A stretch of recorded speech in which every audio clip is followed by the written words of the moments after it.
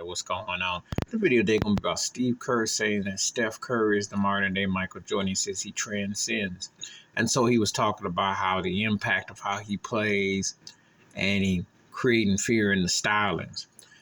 And I saw, of course, I was watching Skip and Shannon. Some others were trying to say, well, what about LeBron James?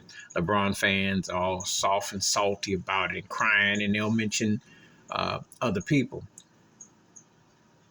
What they're saying is that Curry has well, he did change the game. And he is one of the 10 greatest players ever, and I would debate that with anybody.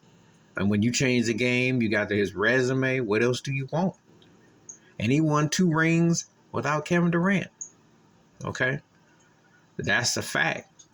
And Durant right now hasn't looked at near as impeccable, untoppable with Kyrie Irving elsewhere. Plus, I'm also going to just throw this out there. Kevin Durant is a peer of LeBron James, multiple rings, different franchise, has successes. Not the same. He hasn't hit the same stride post Golden State, but his resume speaks for itself. And he's comparable to LeBron James. Now, some people will say LeBron might be, say better, but he's comparable. But let me look at Steph Curry's peers. Let's look. You can make the case that Damian Lillard is a higher volume scorer than Steph to some points, or James Harden was, and you make these cases.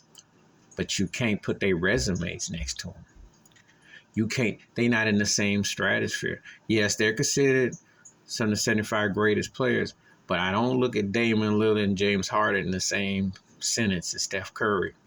And so if you make that comparison like Michael Jordan, he's almost peerless. You can, when Jordan was in his peak, in his prime, when it was, post Bird, post Magic. And I'm going to talk about that for a moment. Magic Johnson and Larry Bird, and then later on with Shaquille and Kobe and stuff. And before you got to Kerr and LeBron. There's a handful of guys that you can sit there and they said they truly transcended, had the game like people were like really shook and awe. And Steph Curry does have that. I mean, everybody in their mom and daddy be trying to shoot them parking lot shots. And he really has tapped upon so many different things and produced. And he followed in his father's footsteps and one-upped him in terms of his, impact, etc.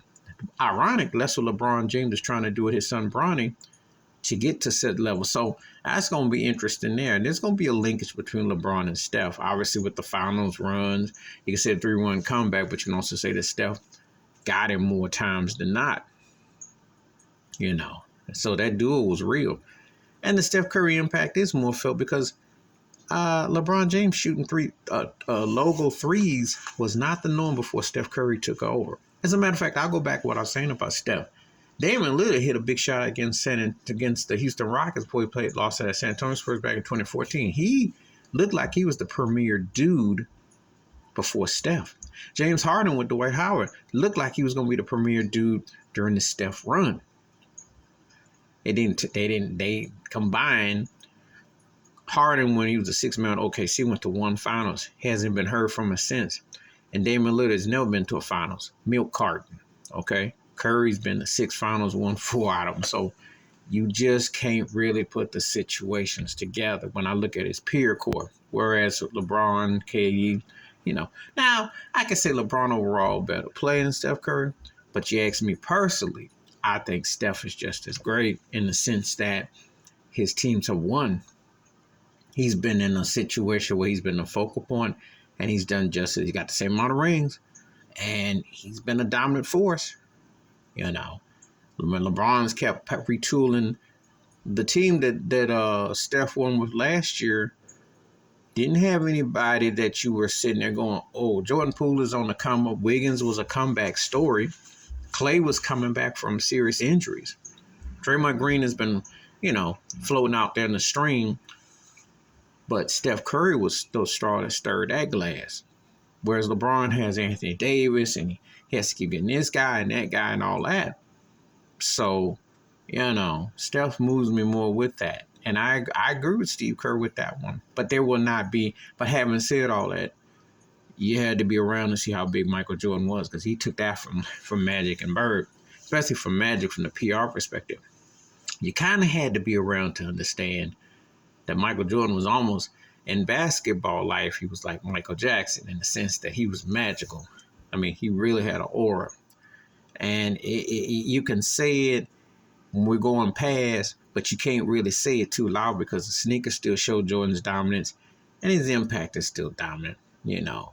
But I'll give you what Curry has done to make some of that. Please hit like, subscribe, welcome thoughts and comments. Wash your hands, keep your mind clear, watch out for another, and share the video if you want to. And it's an interesting take. I know none of them are gonna quite ever hit that level that Michael Jordan did, but I think Steph Curry definitely has the imaginations of a certain type of with folks. Matter of fact, I was watching Truth and Rhythm, which is on these YouTube streets. Scott Goldfine, who does a great show with R&B and funk and soul, and he had the artist Melissa Morgan, and they actually were talking about. She mentioned, she said Steph Curry is her favorite basketball player, and I thought that's what I mean. He makes you feel a certain way. All right, I'm out.